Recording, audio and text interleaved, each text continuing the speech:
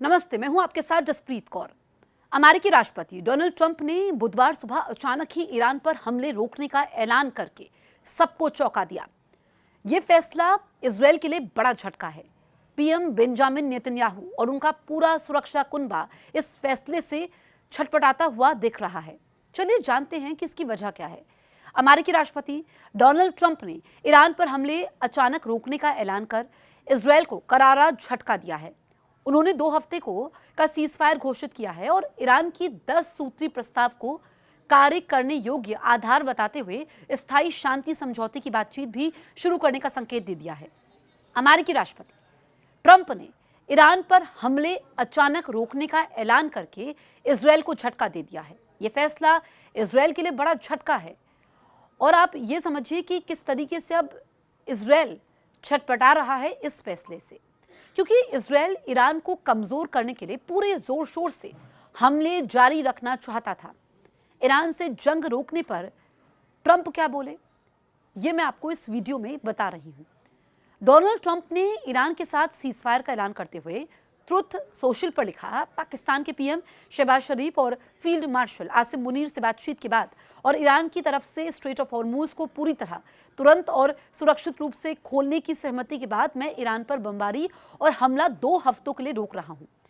ये दोनों तरफ से लागू होने वाला सीजफायर होगा। ट्रंप ने आगे कहा कि अमेरिका अपने सैन्य उद्देश्यों को हासिल कर चुका है और ईरान की 10 सूत्री प्रस्ताव पर स्थायी शांति समझौते की बातचीत की जा सकती है। इजरायली मीडिया और सुरक्षा अधिकारियों ने इस फैसले पर गहरी नाराजगी जाहिर की है।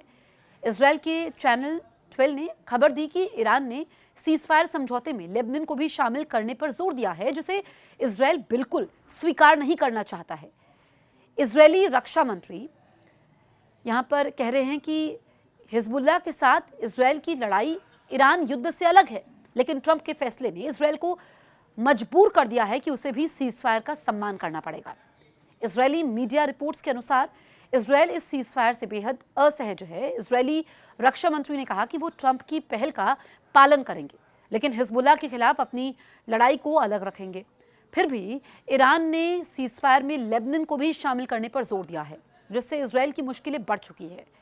ईरान की वो 10 सूत्री प्रस्ताव जिसे मानने को मजबूर हुए ट्रंप, ईरान ने सीजफायर की सहमति देते हुए अपनी 10 सूत्री योजना पर जोर दिया, जिसमें शामिल है इराक, लेबनान और यमन पर हमले को पूरी तरह रोकना, ईरान के खिलाफ जंग की पूर्ण और स्थायी समाप्ति, जिसकी कोई समय सीमा ना हो, इस क्षेत्र में चल रहे सभी संघर्षों की पूरी तरह से समाप्ति, हॉर्मूज स्ट्रेट को फिर से खोलना, हॉर्मूज स्ट्रेट से जहाजों की आवाजाही की स्वतंत्रता, सुरक्षा सुनिश्चित करने के लिए एक प्रोटोकॉल और शर्तें निर्धारित करना, ईरान को हुए नुकसान और उसके पुनर्निर्माण के लिए पूरा मुआवजा देना, ईरान पर लगे प्रतिबंधों को हटाने के प्रति पूर्ण प्रतिबद्धता, अमेरिका के पास जमा ईरान के फंड और फ्रीज की गई संपत्तियों को रिलीज करना, ईरान किसी भी परमाणु हथियार को हासिल करने का प्रयास नहीं करेगा।